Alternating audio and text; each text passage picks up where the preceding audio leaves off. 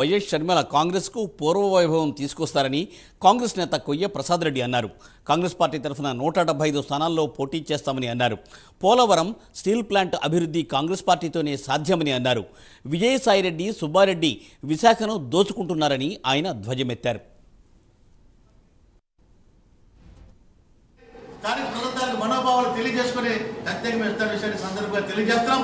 ఖచ్చితంగా రేపు రాబోయే ఎన్నికలు స్థానికేతరుల మధ్య యుద్ధం జరగబోతుంది. స్థానికులకు అండగా కాంగ్రెస్ పార్టీ ఉంటుంది, స్థానికేతరులకు అండగా తెలుగుదేశం పార్టీ, వైఎస్ఆర్ పార్టీ, జనసేన, మరి బీజేపీ పార్టీ ఉన్నాయి. స్థానికులకి ఇక్కడ విశాఖపట్నంలో స్థానికులు కనుక మీరు అన్యాయం చేస్తే మీకు పుట్టుకట్టులు ఉండవు ఈ 4 పార్టీలు అని చెప్పి ఈ సందర్భంగా తెలియజేస్తున్నాం.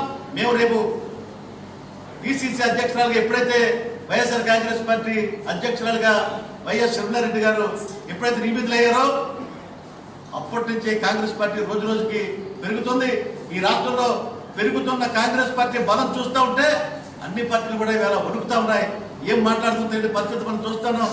రాజధాని వైవి సుబ్బారెడ్డి గారు చెప్తాడు, రాజధాని అట హైదరాబాద్ అట. ఏం మాట్లాడతారు, ఏం చేస్తున్నారో ఏమో అర్థం కాని పరిస్థితి. దానికి సత్యబాబు మళ్ళీ కవరింగ్ రాజధాని కట్టడానికి చేతులెత్తేసారన్నది స్పష్టంగా కనబడుతుంది. ఆయన ఉత్తరాంధ్ర రీజనల్ కోఆర్డినేటర్ తో పాటు రేపు రాజ్యసభ కాబోతా ఉన్నాడు విశాఖపట్నం అడ్రస్ మీద. గతంలో విజయసాయి విశాఖపట్నం అడ్రస్ మీద రాజ్యసభ అయ్యాడు. ఇప్పుడు గొల్లబాబు విశాఖపట్నం అడ్రస్ మీద రాజ్యసభ అయ్యాడు. వీళ్ళెవరూ కూడా విశాఖపట్నం పుట్టలేదు, విశాఖపట్నం స్థానికులు కాదు, వీళ్ళు స్థానికేతరులు. విశాఖపట్నం మీద మరొక త్యాగలాగా దోచుకునే పరిస్థితి ఇవాళ